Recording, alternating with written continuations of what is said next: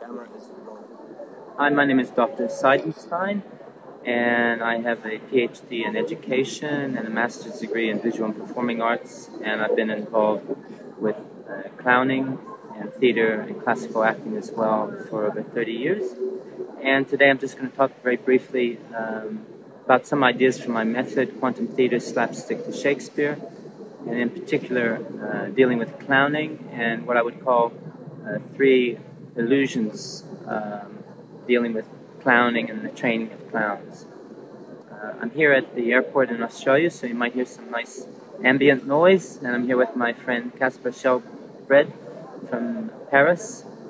And the three illusions that I'm particularly talking about are contemporary clowning is the first, and women clowns is the second, and the third illusion is the combination of clowning and acting.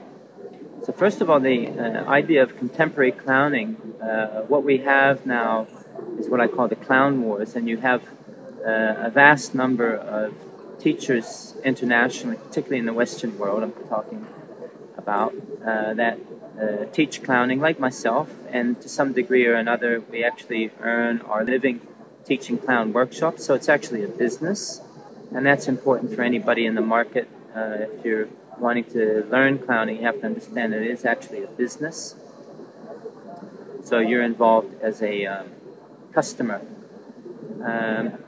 And so one of the things that a number of teachers start to do is to differentiate themselves from what would be considered traditional or old-fashioned clowning. They start to claim that they're teaching contemporary clowning.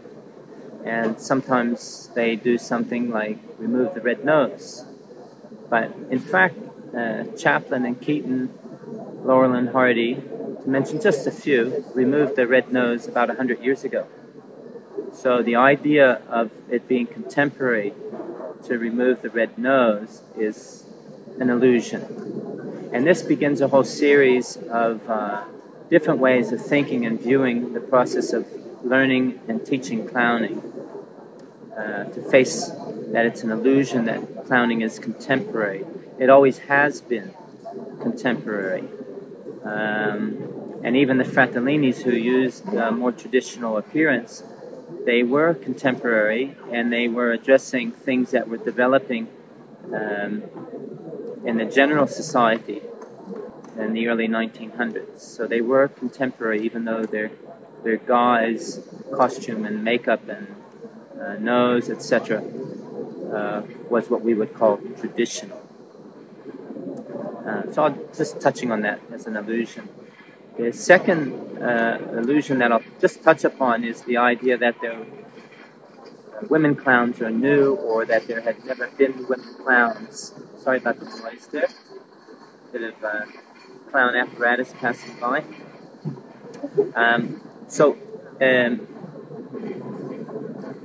Chaplin worked with several women who could be considered early clowns. Mae West was a clown. Lucille Ball was a clown. Carol Burnett was a clown. Lisi Karlstad, who worked with Carl Valentine, was a clown. Lottie Gosler was a clown. And I can give you many other examples. Those are some of the prominent ones. Moms Mabley in the U.S. was a clown.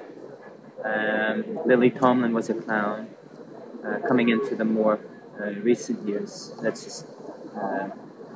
But it's important to note that there always have been women clowns, and also Colombina in the time of the Commedia dell'arte was a woman and was a clown.